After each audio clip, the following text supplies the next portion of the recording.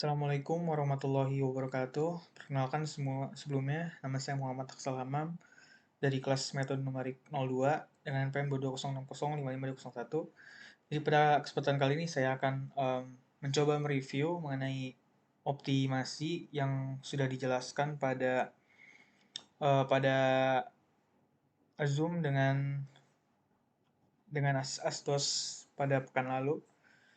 Jadi pertama em, saya mendefinisikan optimasi itu sebagai proses mencari solusi terbaik dari suatu masalah yang melibatkan pemilihan nilai variabel tertentu untuk memaksimalkan atau meminimalkan fungsi objektif sambil mematuhi berbagai batas atau kendala. Optimasi digunakan secara luas dalam berbagai bidang seperti teknik, ekonomi, ilmu komputer untuk meningkatkan efisiensi, mengurangi biaya, atau meningkatkan kinerja sistem. Nah, jadi ini intinya tuh di optimasi itu merupakan suatu pemilihan nilai untuk memaksimalkan atau meminimalkan sebuah fungsi gitu. Optimasi ini biasanya digunain buat mencari efisiensi dan juga untuk mencari ya, nilai optimum gitu dari suatu nilai.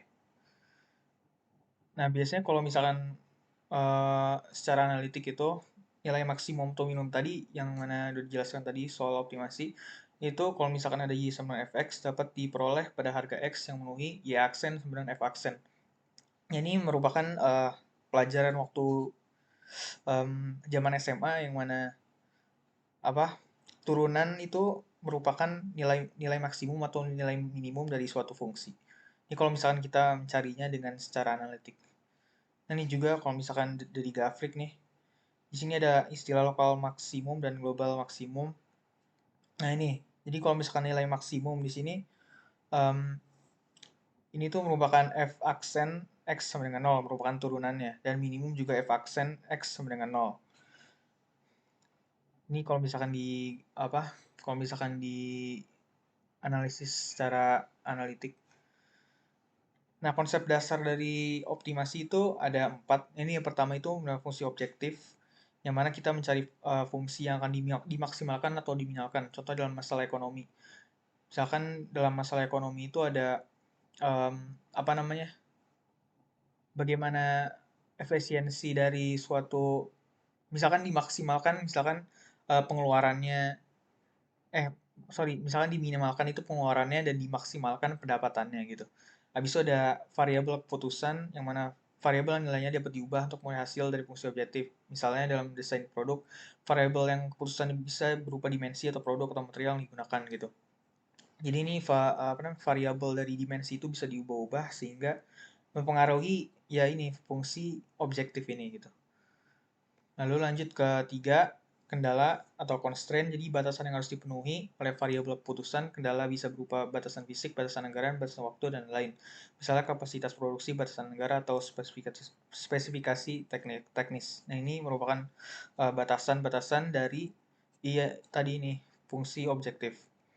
Lalu lanjut ke yang terakhir itu ruang solusi, yang mana semua kombinasi variabel keputusan yang memenuhi kendala tersebut di ruang solusi, optimasi mencari titik terbaik dalam ruang solusi ini. Nah, ini misalnya kalau kita lihat konsep dasarnya itu bisa dimasukkan ke dalam DAI5 yang mana fungsi objektif, variabel keputusan, serta kendala ini bisa kita masukkan ke dalam initial thinking. Lalu ruang solusinya itu bisa kita masukkan ke dalam idealization dan juga instruction. Sedangkan intentionnya ya tergantung dengan problem yang kita miliki gitu. Nah, ini ada saya rangkum beberapa metode-metode optimasi numerik. Ini ada 2 yang saya rangkum. Yang pertama itu metode Newton. Nah, jadi kan sebelumnya tadi kan yang kita ketahui itu yang dilakukan secara analitik ya. Nah, sekarang ini bisa kita masuk ke metode numeriknya yang mana ini ada cara penemuan optimasi yaitu menggunakan metode Newton. Nah, jadi metode ini menggunakan pendekatan yang sama dengan metode Newton dalam penentuan akar persamaan tali linear melalui pendefinisian fungsi gx sama dengan f aksen x. Karena pada kondisi optimum berlaku f aksen x sama dengan dx sama dengan 0. Nah, sehingga nilai x ini dapat diperoleh secara iteratif sebagai berikut, yaitu xi plus 1 sama dengan x inisial dikurangi f aksen x inisial per f double aksen x inisial.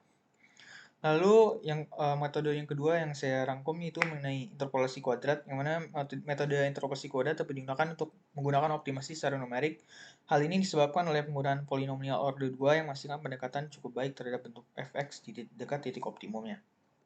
Nah, jika mula kita mempunyai 3 buah titik tebakan awal, yakni x0, x1, dan x2, yang mengapit titik optimumnya, maka sebuah parabol dapat difitkan melalui ketiganya. Diferensiasikan persamaan yang diperoleh hasilnya sama dengan 0.